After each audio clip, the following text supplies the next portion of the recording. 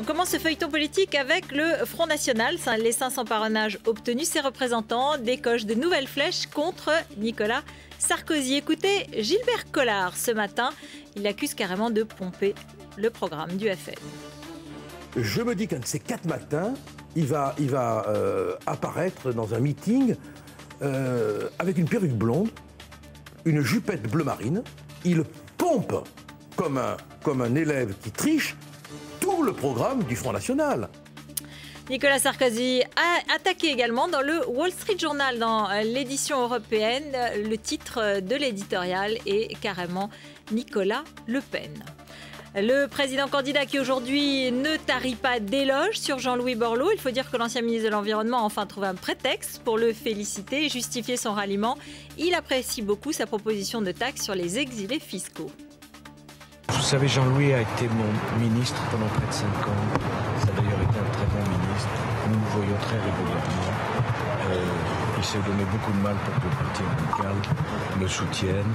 Il sait que je serais très heureux qu'il joue un rôle dans ma campagne. Je lui ai toujours dit, il le fera.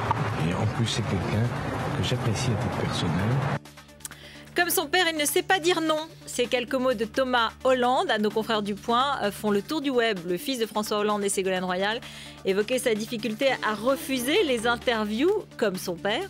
Mais pour les militants UMP, c'est la preuve de l'indécision du candidat socialiste et ils l'ont exprimé sur le web. L'œil de Benjamin revient ce soir sur la stratégie de François Hollande face à l'offensive de Nicolas Sarkozy.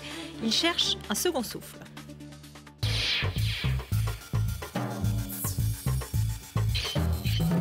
Tenez bon, tenez bon, tenez bon! Oui, tenir jusqu'au bout. Et avec ce meeting à ciel ouvert, François Hollande a lancé une nouvelle étape dans sa campagne, celle de la mobilisation. Allez les chercher! Allez les convaincre! Oui, face à la riposte du président candidat, François Hollande cherche un second souffle. Ça vient! Ça arrive! C'est proche! Lui qui se confiait en petit comité sur les difficultés d'une campagne présidentielle. Et en même temps, j'ai l'impression d'être en campagne depuis tellement longtemps. Les gens qui m'approchent comme ça, ils disent vous tenez bon, hein?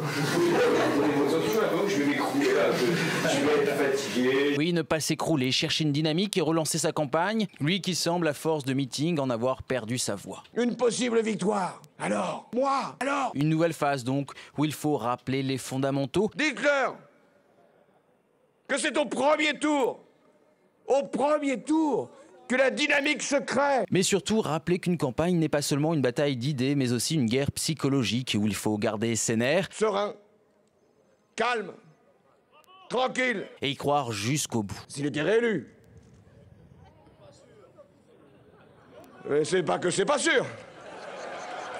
C'est que c'est pas sûr du tout. Oui, remobiliser, et pour cela, le candidat n'a pas hésité à prendre des accents mystiques. Nous sommes réunis sur un grand enjeu qui nous dépasse les uns les autres, qui nous dépasse. Digne d'un prophète. C'est vous qui me donnez du courage, de la force et la capacité de faire gagner la France.